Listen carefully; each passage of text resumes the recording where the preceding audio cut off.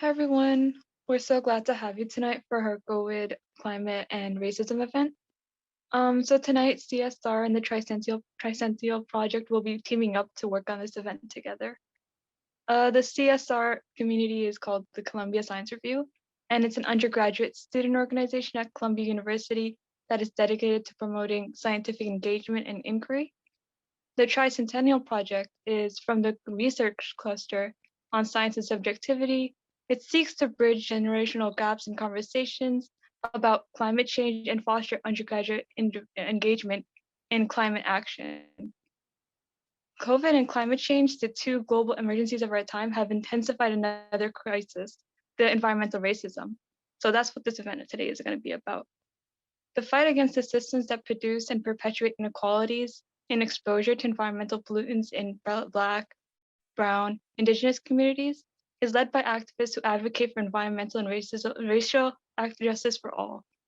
Tonight, we have Jalisa Gilmore, who is a research analyst at the New York City Environmental Justice Alliance, who will join us tonight to join forces and discuss the intersection between environmental racism and COVID, as well as her own work as activist in the field.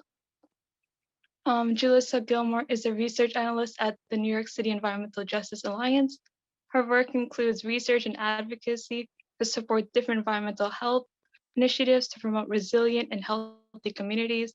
Her work primarily focuses on climate change-induced extreme weather, pollution prevention, air quality monitoring, and promoting green infrastructure in environmental justice communities.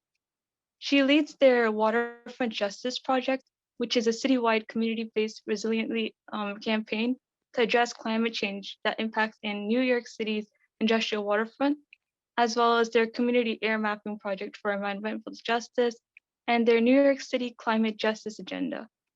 She has also previously worked in the Incan School of Medicine at Mount Sinai, Columbia University Millman School of Public Health, and Archive Global, which is a nonprofit focused on housing and health. She has a MPH in Environmental Health Sciences from Columbia University's Millman School of Public Health with a certificate in climate change and human health. We're so glad to have her today. Thank you very much, Ms. Gilmore, for coming to speak to us today. And so to begin our discussion and kind of lead and segue into the conversation about environmental racism, I would love if you could define for us environmental racism and maybe trace us back to some of its origins, where it first began to come into discussion and where it stands today. Yeah, thanks for having me. So when I think of environmental racism, I think everyone has the right to live in a healthy environment, a healthy community. But the fact is that because of systemic racism, not everyone is afforded that right. And so throughout the US, you'll see that low-income communities of color bear the burden of polluting infrastructure. So this is power plants, waste transfer stations, highways running through their communities. And because of this, they're seeing, health impacts like asthma, cardiovascular disease, all of that. And so kind of environmental justice is actually looking at what these policies are and coming together and advocating for better policies to make sure that the people living in these communities have healthy and safe places to live and work. And so the environmental justice movement goes way back, but I can talk a little bit about New York City and the New York City Environmental Justice Alliance's history with environmental justice. And so the New York City Environmental Justice Alliance is an alliance of 11 community-based organizations from New York City's most environmentally overburdened communities. And these are low-income communities, communities of color, and these are areas that have dealt with some of the disproportionate siting of polluting facilities that I mentioned before. And so these groups came together realizing that all their communities in New York City, and so this is in the South Bronx, in Brooklyn, Northern Manhattan, they realized that, you know, if they came together, they had more power and they can start to address some of these issues. And so what NYCP does is we bring together all of our members and we address some of these common environmental justice issues. One of the biggest ones right now being climate change. But yeah, and so we come together and really advocate for better environmental policy at the city level, but also the state level. And sometimes we get involved with policy at the national level as well. Thank you for that answer. I'm curious also, so you mentioned a lot about environmental policy, but when it comes to environmental racism, is this kind of a topic that we should think of mainly through a policy lens, or does it also have a big influence from private business or corporations as well? Or perhaps it's a combination of the two? Mm-hmm. It's definitely a holistic issue. You can't just look at it from the policy point of view, but the fact that some of these big businesses and corporations are allowed to come into communities, and there's certain communities that they're coming into and contributing to more pollution, that's definitely a policy issue. But then, you know, stuff like research is so important. And with environmental justice, I think a little bit of contention is sometimes that people will come into communities and do all this research and be extractive and then just leave the community, and they're putting forth solutions that don't actually help. So I think it's also important to think about stuff like that when we're thinking about the solutions, what's actually beneficial for the community. But then it's also about different issues like public health, like the lack of access to healthcare is also an issue, but again, that links to policy. So it's definitely, policy is a good way to go about addressing a lot of these different issues that are in the community, but it's not the only way. Just like working directly with communities and talking about these issues also really help with that.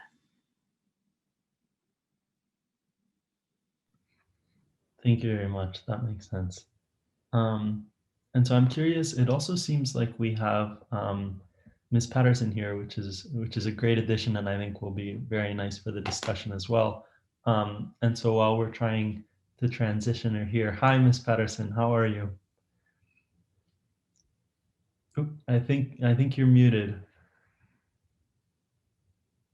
Yeah, I know. Sorry, it's on my phone, so it always takes a couple clicks to get to the unmute section.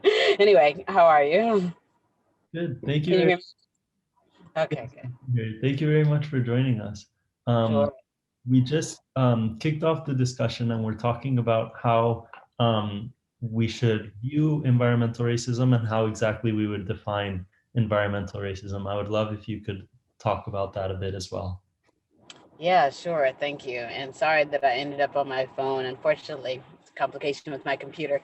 But yeah, so when we talk about environmental racism, we talk about, just as we define environmental justice as the unequal distribution of benefits and burdens around environmental issues, and particularly as it relates to environmental racism, it's based on race. So it's everything from the historic racism that has brought Black communities and other BIPOC communities into a situation where across many systems that our lives and well-being are devalued, and as such, we know that it means that from the time that we were either extracted from our homelands as African Americans and brought here to be commoditized, enslaved labor, and what has happened since then. We also know that even the taking of the land of Indigenous people and the murder and displacement of Indigenous people,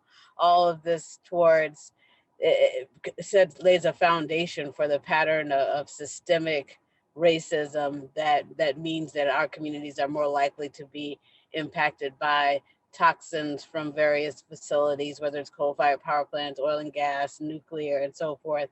And it also means that our communities are are most vulnerable in terms of the impacts of climate change. And so all of these ways that environmental injustices disproportionately affect BIPOC communities are at the root of environmental racism.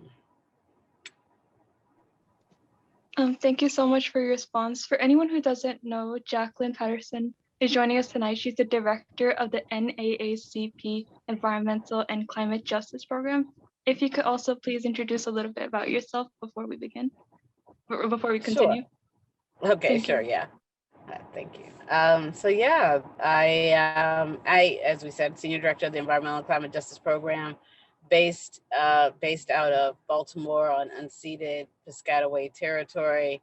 The program we just celebrated our 11th year of existence, and the program focuses on supporting the leadership of our state and local units, which are branches and chapters, and we have 2,200 of them across the country. And we work on everything from addressing pollution to advancing clean energy and energy efficiency as an alternative to the pollution that drives climate change and disproportionately impacts communities.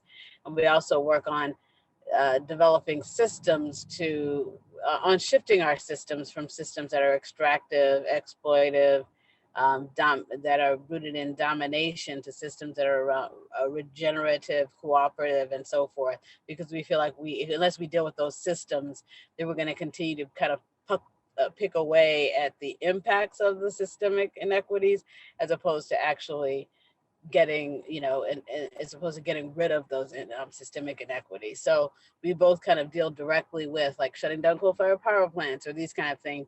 And then we also work on the broader systems change as a program. So thank you. Thank you very much for your answer and your introduction. I'm curious, I'll ask you the same follow-up question that I asked Ms. Gilmore. When it comes to environmental racism, is this a topic that we should think of in terms of policy, in terms of private business or corporations, or is it a bit of a combination of both? Yeah, it's both and more. So when we think about addressing environmental racism for businesses, it means holding corporations accountable for their actions, which are rooted in, which use racism as a instrument to continue to accumulate power. So by ensuring that they're using the cheap, like for fossil fuel companies as an example, by insisting on using the cheapest materials and burning fossil fuels in BIPOC communities, all towards kind of wealth and power, without regard to the impacts on those communities, that those types of practices have to change for us to address environmental racism. At the same time, we have to advance policies like regulations that will keep these entities from polluting, so that we don't have these differential impacts of environmental racism. And then we as communities need to be in the driver's seat in terms of just looking at energy alone, a clean energy transition. And so these are the types of both policies and practices we need to move us away from, again, the systems that impact environmental racism and the practices that perpetuate environmental racism. Yeah.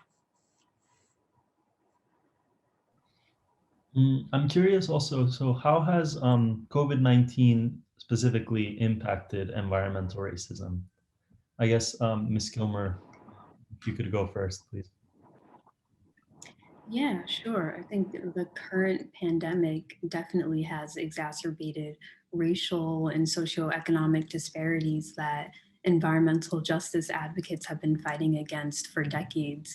The same communities that are experiencing the worst outcomes of COVID-19 are the same communities that are environmental justice communities and fighting against these polluting infrastructure in their community. And so I think two examples in New York City that relate to, the work I've been doing with the New York City Environmental Justice Alliance is extreme heat and air pollution. So research is showing that higher levels of pollution is associated with a higher mortality rate from COVID-19. So we're already having all these polluting infrastructure, and now we have higher rates of COVID-19, and we have worse air quality, and a lot of these kind of respiratory diseases and morbidities, you're more likely to have more severe COVID-19. And then also kind of another way that this exacerbates kind of climate impacts is extreme heat. We know with climate change, we're going to be experiencing more frequent heat waves and stronger heat waves. And so in New York City, how a lot of we think about kind of mitigating this is like cooling centers and making sure everyone has air conditioning. And so with the pandemic, a lot of elderly people and social isolated populations, they couldn't go to the cooling centers anymore because they were encouraged to social distance. So now we were concerned about people who are risk at extreme heat deaths. Now they're in their home without ACs. But New York City did see how urgent this was, and it resulted in them addressing extreme heat. So like the de Blasio administration, they provided 74,000 air conditioners to elderly residents. And then also the Home Energy Assistance Program provided additional cooling assistance for people. But this took the pandemic for them to do this. So it's just like, it's become very obvious to everyone else now that, environmental justice communities are impacted. And, we really need to be addressing this, because even without the pandemic, people are still going to be suffering because of all these different environmental impacts, and then climate change, which isn't going anywhere anytime soon. Thank you. Yeah. And Ms. Patterson, I would love to hear as well your answer of how COVID-19 specifically has exacerbated environmental racism. Yeah, thank you. I think just to add to Ms. Gilmore's statement, on top of the fact that the air pollution is tied to the exacerbation of vulnerabilities for COVID-19, then on top of that, when we go back to your question about policies, we have a situation where the prior administration was more accountable to moneyed interests than they were to the interests of communities, which again are primarily BIPOC communities that are being impacted. And so as a result, instead of actually tightening up on regulations on air pollution, we saw a loosening of environmental regulations. So there was an exacerbation of the very areas of vulnerability that left folks more impacted. And then on top of that, we have a situation where communities that are more likely to face more likely to be impacted by the shifts of agricultural yields that are determined by climate change, that are driven by climate change, are already communities that have food insecurity. That food insecurity was a point of vulnerability as it relates to some of the pre-existing health conditions like hypertension, diabetes. These are and obesity. These are known conditions that are tied to food. And because of historic environmental racism, redlining, and so forth, we saw an increased of food insecurity, and then also just like the underlying conditions. For example, 26% of African American households are food insecure, and we know that the proliferation of those types of illness, pre-existing conditions, are another factor that left us most vulnerable to the impact of COVID-19. So those are just a couple of examples, not to mention the fact that we had so many disasters on top of COVID-19 in the midst of an economic crisis that then left us more vulnerable. So, yeah, thank you. No, thank you. And in terms of kind of the last phrase about how you mentioned that COVID-19 has had a very drastic impact on the economy, clearly on many of our daily lives in many different ways. I would love to hear how your work has specifically changed due to COVID-19 in terms of environmental racism. You spoke briefly as well about the new administration, Ms. Patterson, and so I would love to hear, perhaps from you first, Ms. Patterson, and then Ms. Gilmore as well, how both of your work has changed due to COVID-19. Yeah, thank you. On one hand, one interesting change in my work has been an increased recognition of the systemic challenges that both are impacting COVID-19 and continue to impact vulnerability to climate change and environmental injustice and so forth. Like just recognizing that last year on March the 13th, we wrote this document. It was kind of the first comprehensive analysis of the equity implications of COVID-19. And that was when it was only, the only kind of, it was that outbreak that was happening at the Kirkland nursing home in Washington. And so it hadn't even gone, there was no, but it was just kind of a threat of what was going to happen. And we wrote this entire document called the 10 Equity Implications of COVID-19. And it was because we've seen this story before, whether it's Hurricane Katrina or any other societal shocks. And so the fact we were able to predict what came to pass, everything from the anti-Asian racism to all the other things that happened, just shows that it's not just that it wasn't a unique event in terms of the pattern of inequities, that it's a pattern that exists in our society and that just keeps kind of bubbling up whenever these societal shocks happen. And so for us, it's really, there's a fellow named Steve Benjamin, who's the mayor of Columbia, South Carolina, and he said COVID-19 served as an expert to expose the broken bones of American society. And that realization has changed our work in that we have more people who are seeing that we can't just kind of continue to pick away or form a system that at its core is the actual problem. Like the system is doing exactly what it was designed to do, which was to create these divisions and inequities and to make sure that some people are advantaged in our society and some people are chronically disadvantaged. And so now we can have a different level of conversation versus being kind of a radical fringe talking about the need for systems change, and really kind of a more of a core set of people recognizing the need systems change. So that's one thing. The other, and that's kind of on the semi-positive side, because we really do need more people recognizing that need. And then on the other side, it's just resulted in an extreme intensity for the demands of our communities and the struggles of our communities.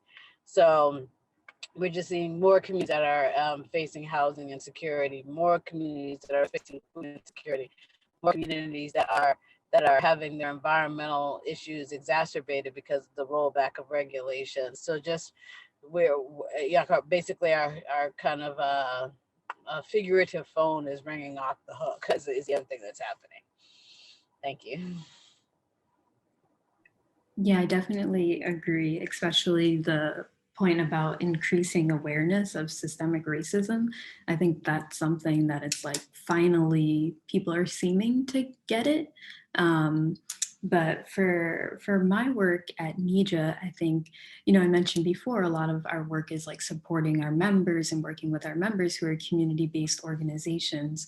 So in a way, our work changed a lot because we were doing work in the community, but it kind of shifted to now focusing on COVID-19. A lot of our members shifted to providing direct services in the community. Like people were giving out meals. They were like, a hub for that, but also just trying to work with the community. Also, like Ms. Patterson mentioned, like housing insecurity, that also became a focus of our members too. So kind of coming from NYC, who we usually kind of focus on all like policy or like programs, we had to kind of decide like, what do we want to continue engaging our members on, because they're doing extra work and we don't want to be, adding to that work burden. So unfortunately, we had to put some stuff on hold and like pause temporarily and shift our focus to things that were more pressing in the moment. We've been able to start kind of some of our programs back up, but I think that was tough back in March when we had to, you know, stop doing some stuff that was related to environmental justice so that we can focus on COVID-19, which was more pressing. But I think it really showed also like how important the community, like our organizations are to the community and how grounded they are in the community. So it also felt, you know, like it's nice to know that we're having a direct impact on improving people's lives and that our work is guided really by what the needs are in the communities. Yes, I'm curious, Ms. Gilmore, just to make sure I'm understanding you correctly, when you mentioned that in March, a lot of the projects related to environmental racism were put on pause due to COVID-19, does this relate to kind of the negatives, the negative impacts, of course, that Ms. Patterson was touching upon about food insecurity, housing insecurity? Is that kind of the projects that were given priority, you would say, in March when COVID-19 was just beginning to take a major toll on our lives? And so I shouldn't say most of the projects. There was some, like I can give an example. For example, New York City has this comprehensive waterfront plan and it focuses on the policy and like land uses along the waterfront. So a lot of our members wanted to make sure that environmental justice priorities were considered in these plans, especially because on the waterfront, there's a lot of industrial uses and just making sure that, you know, when we're talking about this comprehensive plan, you know, it's really taking in consideration environmental justice. So we had to put some of those conversations on hold. But luckily, the plan was extended. It was supposed to be released in December 2020, but now it's coming out this year. So it wasn't too consequential, but at the time, it was like those decisions that we had to make. And definitely, yeah, like housing insecurity was definitely something like the cancel rent. Like I think that was really important to some people because people were losing their jobs. It was these frontline workers who were mostly, you know, low income communities of color also were like out there. So it was just like making sure that the concerns were addressed there and that people can just afford to pay their rent. And same thing, like people can afford to eat or they have those services in the community. That makes sense, of course. And so I love that both of you talked a bit about some of the positive outcomes of COVID-19 in terms of more awareness and mobilization in terms of some of these systemic issues that have been very present in our societies for a long time. But then, of course, some of the direct negatives in terms of housing insecurity, food insecurity. With COVID-19 as a reference, I would love if both of you could talk about kind of the future, and now that hopefully it seems like we're getting closer to a time when COVID-19 will be something of the past. Would you say that you are hopeful and optimistic about the fight against environmental racism? Thank you. Ms. Patterson,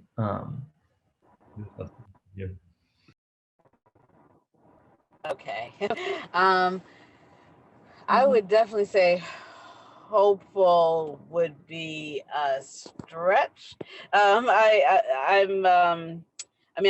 Like we said, there have been some encouraging advancements in terms of people's recognition of the systemic problems, which is good. And the level of commitment that we're going to need to reverse the extreme depth of the impacts of racism, there is that this would have to be a fairly radical transformational shift. I mean, when we have a situation like the fact that on average, a white American household has on average $171,000 in wealth, an African American household has on average $17,000 in wealth, so a tenfold difference.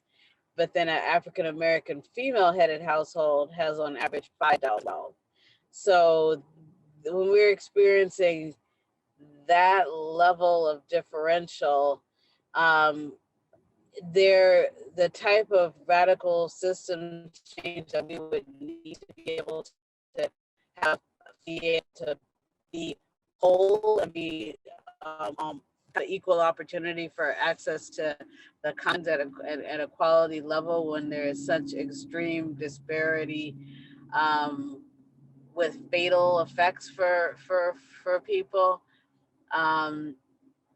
We just aren't even close. You know, we see even with the fairly significant commitments that this administration is making, it's just significant relative to what wasn't happening before, but not even, not even in the ballpark of what's needed to actually see liberty and justice for all. So, so that's not to say, all is lost, but it's to say that we have to keep pushing and push hard and be ambitious and really advance kind of a radical imagination of what can be, and a real recognition that we have to get out of this scarcity mentality that holds us back from bold action on environmental racism. So I'll pause there. Thank you. Yeah, you said it perfectly. I think it's a difficult question because I think we are, like we mentioned, we're getting recognition that environmental justice, any environmentalism, climate change, environmental justice needs to be centered. I said, I think people are starting to hear us now, but just recognition and starting to implement policies isn't enough right now to actually, again, change the systemic racism throughout this country. And it's throughout so many different sectors. Jacqueline talked about the wealth disparity. So it's like, it's great that we're getting recognition, and I think there's a lot of solutions coming from environmental justice communities, and there's policies that can start to address some of these things, but there needs to be a lot of work throughout all the different systems in the US, the healthcare system, the criminal justice system. It's all connected, and there's still a lot of work to be done. But yeah, recognition is important, and there's so many people out there that are working towards addressing these issues. So I'm optimistic about that. There are a lot of people doing a lot of great work. That's good. At least that is very optimistic. But the one lingering question that I have, and I'm sure many of the other attendees have, before we open it up to audience questions, kind of stems from a lot of these conversations and topics that we've touched upon, because we've defined environmental racism and looked at kind of where it can be seen, but also many of the impacts and some of its origins as well, whether through the government involvement or policy and corporations. And then we continued our discussion to COVID-19 specifically, how it exacerbated racism, and also how COVID-19 has had an impact on both of your work specifically. But the big lingering question that I have is, how can we as college students and community members be agents and advocates in our own communities or communities around us, and the broader society that we live in? So perhaps Ms. Gilmore, we'll hear first from you, and then Ms. Patterson as well. Yeah, so I think, one thing is just being involved, right? You all are already talking about this issue and coming together to recognize that it's a problem. So I think that's good. Like, recognition, awareness is definitely the first step. But so I'll speak from like New York City specifically, but I'm sure it's similar throughout the country, is that really, whether it's your community or you're new to the community, or especially if you're new to the community, is really getting to understand what's happening in the issues and making sure that, you're working with people who have historically been in the community and that are already doing work, and, seeing what they're doing, seeing what the residents' issues are, trying to really get involved in your community and just support them as well. And there's, a number of community-based organizations in New York City who, can use help and support. I think that's always a good place to start. I know it's hard with being virtual right now. But yeah, I think, and also recognizing that, you're all students right now, but you have like a wealth of knowledge, and this is a time to like learn and understand, and, you offer something as well. So I think recognizing that, yes, the community are experts, but thinking about like, how can you help, but talking to them and like expressing, this is what like we're thinking about doing, like, what do you need?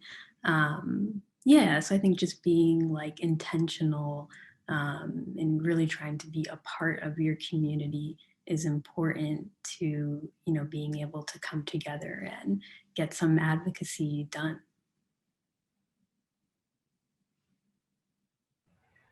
Thank you. Ms. Patterson, we would love to hear your thoughts as well.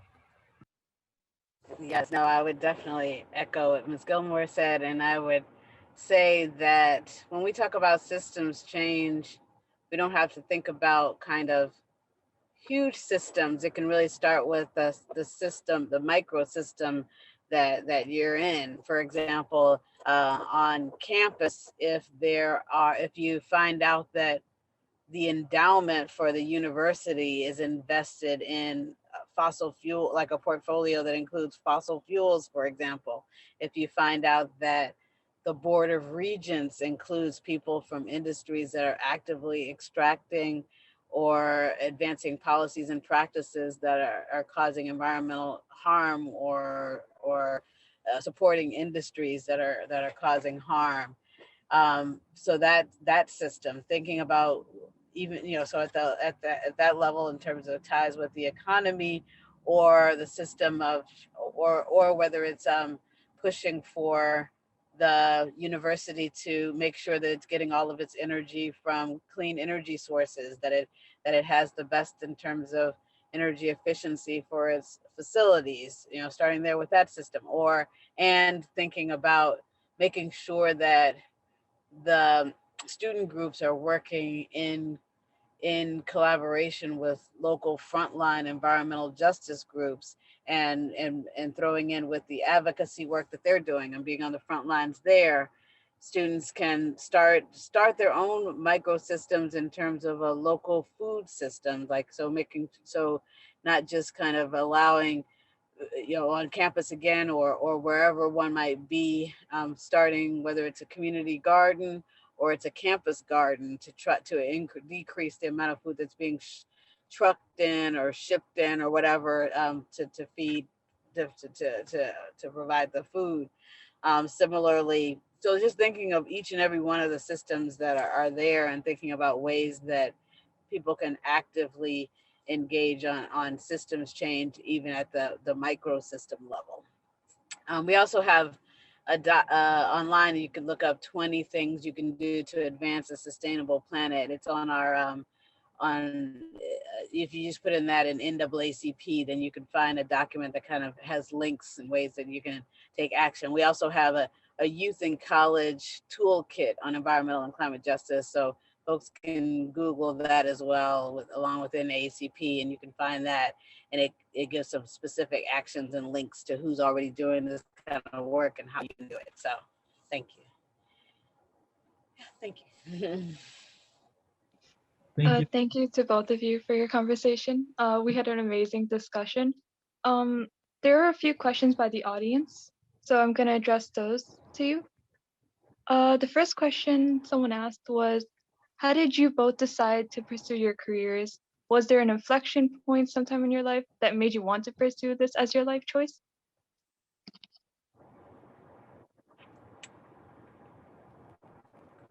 Ms. Gilmore, do you want to go first? Sure, I can start. And so mine is that kind of from like a very young age, I was like really concerned about the environment in general. And so background. Then I studied environmental science in college, and then like kind of climate change became like an issue that I was really thinking of as well. But for me, it was like, it's not just about climate change, it's not just about the environment, it's about the health of the people and the way that the environment is affecting people's health. So that's why I decided to study public health, specifically environmental health. And then, so I think it was there when I was studying that just kind of learning about public health in general and all these different health issues, no matter what health issue we were talking about, it was always Black people, Latino people who were experiencing the worst health outcomes. And it was just like throughout all of health. And that just like really was, as a Black woman myself, that was just really like kind of disheartening. And for like my work as like an environmental health scientist, I was like, this needs to be what I'm addressing, like where the need is the most, the communities that are impacted the most. So just kind of environmental justice was a natural progression. I mean, obviously there is a bunch of different stuff in between there, but I think that that was the most kind of obvious thing for me. It was that, you know, the health of, you know, Black, Indigenous people of color are affected in so many different ways. But, you know, working in the environmental field, environmental justice just made sense. And I think, you know, having been worked here, just there's so much going on in New York City. And I think there's just a wealth of knowledge in these communities. So I think I've really valued being able to work in there and address some of these issues. Yeah. Oh, sorry. Okay. Oh no, go ahead. I was Yeah. I was gonna let you talk. Okay, thanks. Yeah. So similarly, I also studied public health, and I didn't really. I never studied environmental sciences or issues at all, and it wasn't the beginning of my career was actually working on special education. I was a teacher trainer in Peace Corps. And it was when I was in Peace Corps that I encountered this community in Jamaica that had its water supply contaminated by Shell. And it was the first environmental justice fight that I was involved in. It was helping this community try to seek justice from Shell. And then I became involved with this organization called the Community Environmental Resource Center that was doing environmental education nationwide in Jamaica. But even then, that didn't kind of necessarily get me on the trajectory to doing environmental work. But it was while I was in Jamaica that I was on the trajectory for moving from kind of being in helping professions to starting to see justice issues, because I saw the extreme economic disparity in Jamaica. So that made me to start to think about social justice as a whole. And so from there, I went to public health because I wanted to address some of the systemic inequities again around health that were leading so many people to have special needs, particularly because a lot of those were preventable situations that people were in. And thing led to another. I ended up after I ended up doing international public health work, I was watching TV the last day of my job, and that was when Hurricane Katrina came through. And I decided I would actually go down and volunteer for a few months in hurricane relief. And that was when I saw the extreme inequities and disaster impacts. But even then, I didn't particularly go into environmental health, but all this kind of instructive along the path. So I did work on international women's rights after that. And it was in doing work on international women's rights that I saw this connection with the ways that climate change disproportionately impacted women.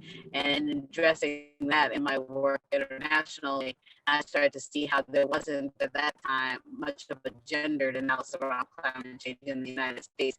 And at that time, not that much of a racial justice analysis, it had always been environmental justice analysis, but not so much around climate change. So that's what led me to start looking at this race, gender, climate nexus. And so that's what kind of got me on the, in terms of joining the NAACP to lead up their program. And so here I am 11 years later. So thank you. Both of those were wonderful, inspiring stories. Thank you. I have a couple of more questions from the audience. How might addressing environmental justice improve the daily experience and culture of the communities and vice versa? So example, fewer cars and more walking. Either of you can go first. I'm so sorry. Can you repeat the question? Yes, I can. How might addressing environmental justice improve the daily experience and culture of communities? Okay. Yeah, I think it would be more than like the daily, but like the whole experience. So I'm thinking about climate change. I mentioned extreme heat. So if we were able to enact policies that address extreme heat, less people would be, getting hospitalized for heat exhaustion or, unfortunately dying because of heat. And, communities, low-income communities of color, especially in New York City, because of the urban heat island effect, are the ones that are most affected by this issue. Again, air quality, like we talked about COVID-19 and how, poor air quality affects COVID-19. If we addressed air quality, there's so many different, like asthma. Some of the communities that we work in North Brooklyn and the South Bronx have like twice the asthma rate of the whole city. So that's something that would be in other respiratory diseases as well. There's just so many things, and then even with climate and like flooding and extreme weather events. If we start addressing climate change now, hopefully we won't see those extreme weather events. I mean, there's already a certain amount of, climate change that's already happening, but there's just so many different connections. But I think overall, if we address what's happening in the environment, the air we're breathing, the water we're drinking, overall people's lives will improve in terms of health. There's so many different ways, but yeah, that's the goal, to make communities more resilient and healthier.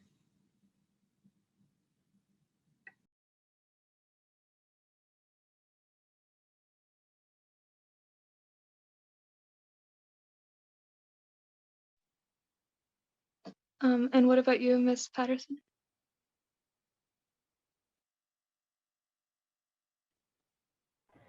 Okay, sorry, my phone is super temperamental. So yeah, so the ways that we have to shift our society, each and every one of them are ways that the way we go about our day to day. Everything from how we, as I said before, how we get our food. We know that our community is already food insecure. So if we start growing our own food, not only will it improve our health and our well-being, and even our and just how we thrive health-wise, but then it takes so many of the trucks off the road. It takes some of the ships out of the shipping channels. It changes the amount of pollution that's going into the air from goods movement. If we think about how do we shift our transit system so that we have access to affordable quality transit for all, then it changes our day-to-day, because we have more access to livelihoods, because we have a way to consistently and affordably get to our jobs. We have with good transit, we're getting more exercise to transit, as opposed to being in cars all the time. Improve our air quality, because we're the one improving our social circles, because we can get to people who don't necessarily live in our communities in all these different ways. So when we think about each and every one of our systems, then having these changes is improving our lives. And as we even shift to a new economy, when we think about moving away from burying waste in landfills or burning it in incinerators and moving towards recycling,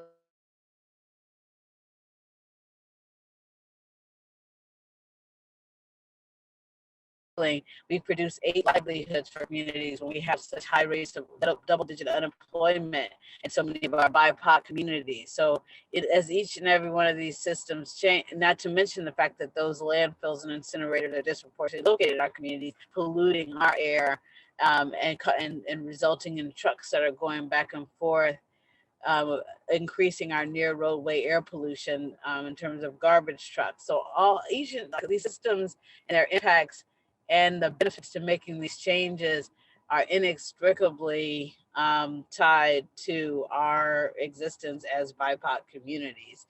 So by changing each of these systems, the benefits are many, and the release of the burdens are exponential. So those are just a few examples. Thank you. Those are excellent responses. I'm going to move on to the next question. We have quite a few questions. I'm going to select a few so we don't go over time. What are some of the radical systems that you would like to see implemented?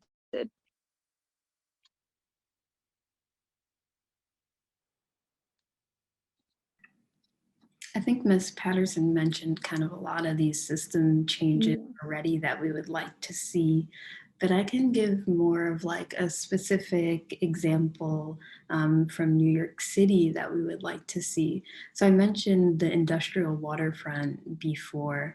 So specifically in Brooklyn, in Sunset Park, one of our members that we're working with Uprose, they have this plan called the GRID, or the Green Resilient Industrial District, and it like envisions the industrial waterfront as a place really to lead like the fight against climate change, like having resilient energy, like wind infrastructure, having it as a hub for people to come together as well, and like realizing that there's potential in the waterfront for a lot of green jobs, like as we're transitioning from coal and oil into more renewable energy, and making sure that, you know, these jobs are in environmental justice communities, and that also the people living in these communities are prioritized for getting these jobs, and there's like training available and stuff like that.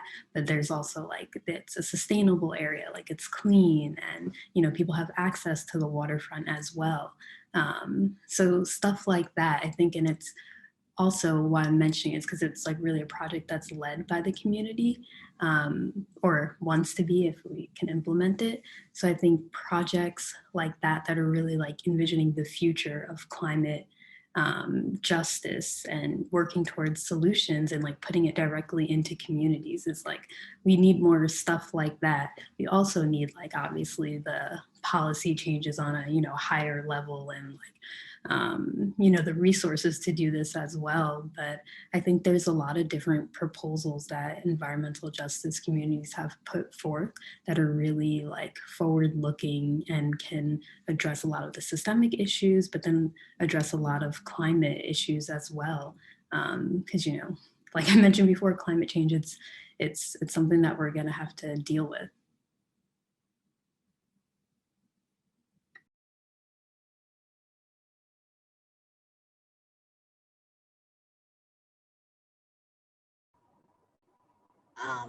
Yeah, I just what she said. But yeah, so I think that those were specific illustrative examples, and basically we have to kind of overall shift away from these kind of larger systems of extractivism, where even policies that are meant to help communities, like opportunity zones, like when they were put together, the stated intention was to provide opportunities for communities, but the actual impact was to provide a pathway to further extraction and exploitation by development entities. And so we need to actually put communities in the driver's seat in terms of designing solutions that work for them, as opposed to other people designing solutions that they purport to work for communities, but that actually end up being a windfall for developers. And so we need to be, we need to be much better about kind of what they call small d democracy, and really, making sure that communities are in the driver's seat, frontline communities. Thank you. We'll move on to the next question. So one attendee asked, why do you think there's a significant reason that environmental racism as an intersectional issue is not as widely discussed as environmentalism and systemic racism as an independent issue?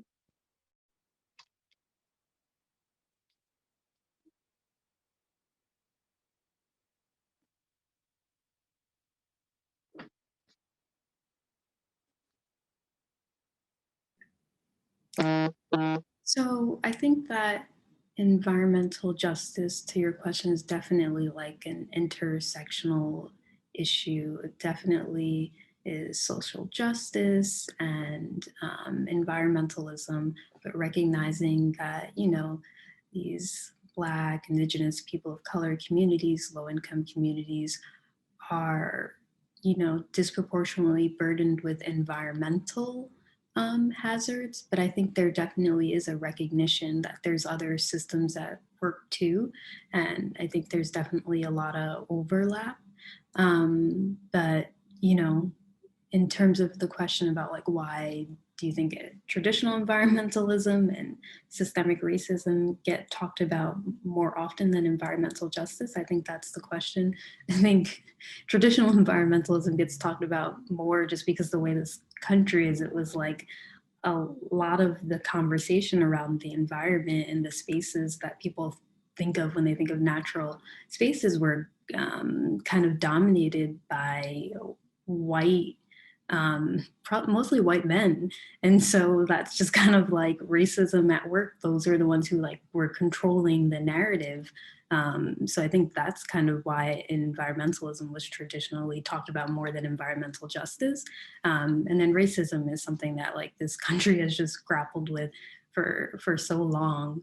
But definitely connecting the two is environmental justice. And I think, the people working on this way before I was even born have like made space and made a lot of progress to talk about this and have done a lot of work. So it's decades of work, and environmental justice is again getting more recognition now, but it's definitely an issue that's not just looking at the environment, but looking at all the different issues that affect, low-income communities of color and how we can really work to address it.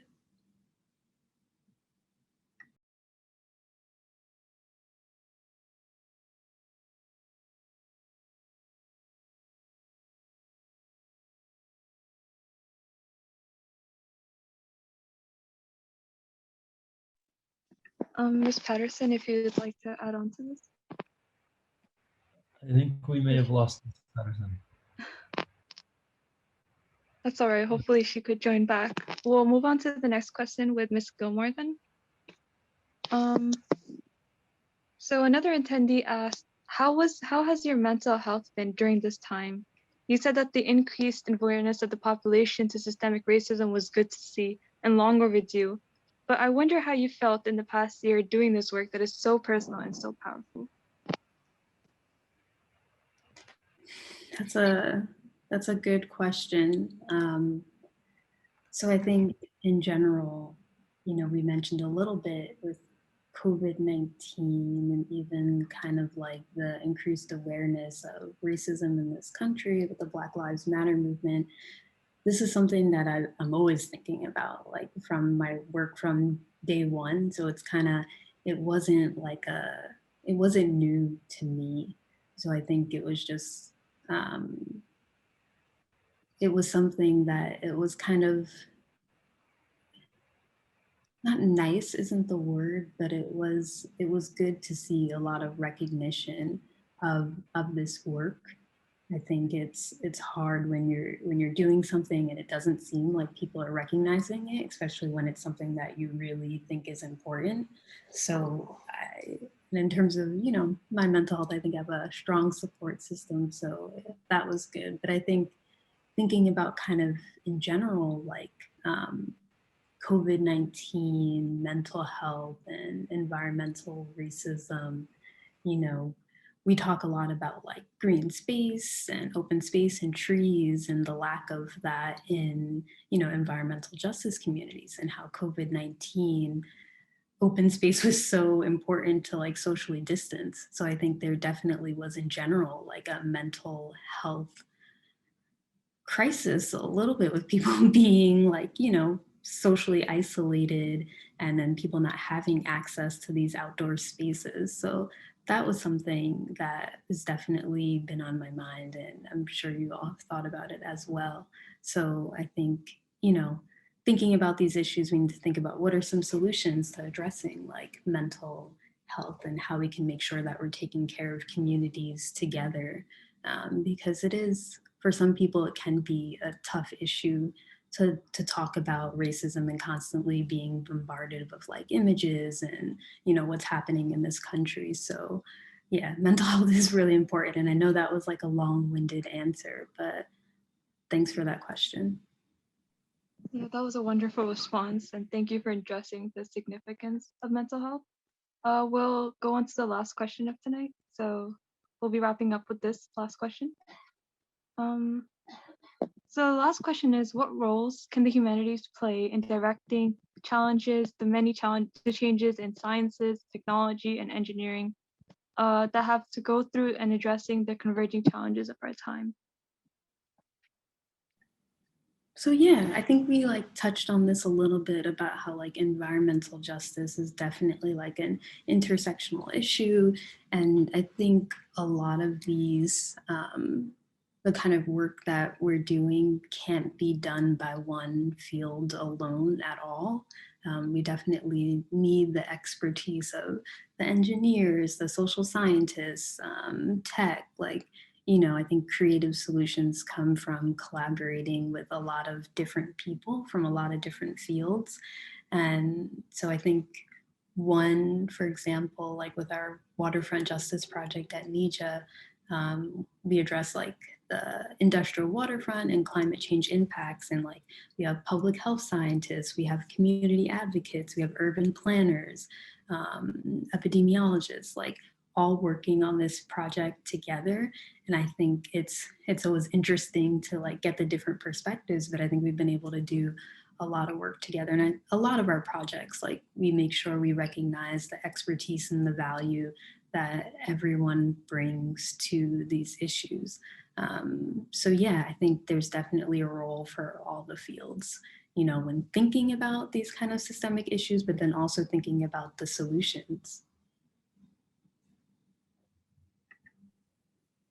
Thank you so much, Ms. Gilmore. We were also super happy to have you and Ms. Patterson here tonight. That'll wrap the end of our panel. Thank you for all the panelists, and thank you to all the participants who came and participated in this wonderful event tonight. We'll wrap it up from now.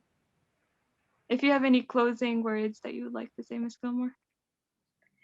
Yeah, no, I think this has been great. And, you know, we talked about a lot of different stuff. So I think I'll stop there. But yeah, it's an issue that's really important to me. And I'm glad that you all invited me to be able to discuss this. And I'm glad that Jacqueline was able to join as well and share her perspective on this as well. So thank you all.